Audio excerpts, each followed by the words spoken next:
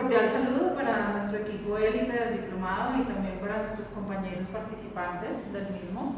Mi nombre es Joana Lemos, docente del Centro Progresa, la Unidad Académica de Emprendimiento, y hoy tengo el gusto de presentarles a la profesora Alexandra Villamizar, quien es docente también del Instituto Virtual de Distancia del programa de licenciatura en Pedagogía Infantil y también es licenciada en Pedagogía Infantil y Familiar de la Javeriana, magíster en Educación también de la Javeriana y estudiante de doctorado en Educación con algunas publicaciones en toda la parte de concepción de la infancia y demás temas de pedagogía.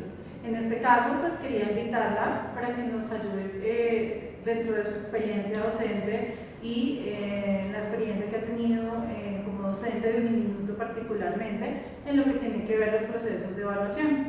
Y Alexandra, buenas tardes. Hola, buenas tardes. ¿Cómo estás? Gracias por la invitación. Vale. Quería hacerte una pregunta y es ¿cómo debería ser el proceso de evaluación en el contexto universitario? Bueno, cuando tú hablas de cómo debería ser, dista mucho de lo que debería y de lo que es. Soñamos con una evaluación formativa, integral, ¿cierto?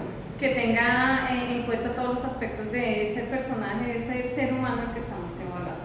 Pero cuando digo que dista es porque todavía no hemos logrado entender que la evaluación tiene que ir más allá de calificar y de dar un juicio de valor a un producto, etc. Entonces, sí, realmente estamos lejos todavía de llegar a esa evaluación formativa.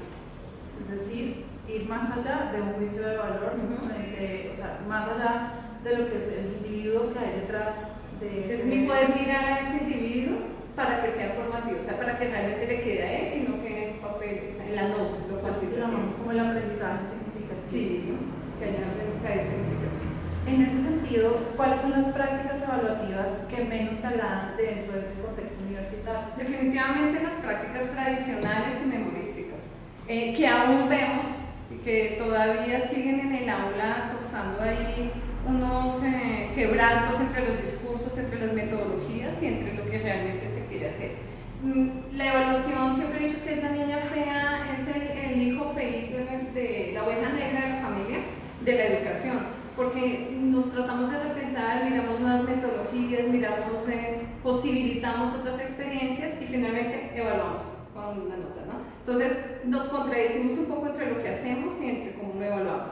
Entonces realmente las prácticas que son tradicionales y la memoria, todavía estamos haciendo exámenes, el tipo PISA, el Saber Pro, en donde todavía estamos mirando que conteste sí o no y son posibilidades muy cerradas. Que la invitación es como a repensar esos procesos, que ya pasar de lo tradicional a algo mucho más lúdico, mucho más significativo. Y que sean coherentes, que sean dialógicos con el que con lo que hacemos. ¿Cuáles son las prácticas evaluativas que privilegias como docente? Bueno, durante mi ejercicio docente evalúo procesualmente. Entonces, yo no saco notas inmediatas, sino llevo el proceso. Me gusta trabajar in situ, trabajar desde las pedagogías activas y el in situ me permite posibilitar experiencias que yo pueda observar y que pueda acompañar y así mismo puedo ya dar un valor, pero después de haber visto todo un proceso. Lo cual es pertinente con nuestra metodología. Sí. Entonces finalmente lo que queremos es que los jóvenes, los estudiantes en la educación superior sean reflexivos, sean capaces de entender su proceso, sean capaces y nosotros de entender cómo van ellos, en qué ritmo, cuáles son sus capacidades, cuáles son sus posibilidades y poderlas acompañar, como dice pues, la praxeología. O sea, ver al estudiante, ese ser integral, y pues obviamente evaluar el proceso, que es lo que buscamos, que es lo que más nos ayuda como a reconocer si realmente el estudiante cumple o pues adquiere las competencias. Así es que el docente en un minuto igual se caracteriza por el acompañamiento que hace. Entonces nosotros acompañamos los procesos y tenemos todo el juicio de valor de poderle dar pues de valorar, una valoración. Pero a veces cuando decimos hagan una tarea X, no sabemos qué hay detrás de esa tarea, no sabemos cómo la llevo a cabo, no sabemos cómo la entendimos. Entonces la praxeología nos lleva a la reflexión, al ver, a revisar, a devolverme ahí y proponer. Bueno, Alexandra, muchísimas gracias. Gracias. Y gracias a usted.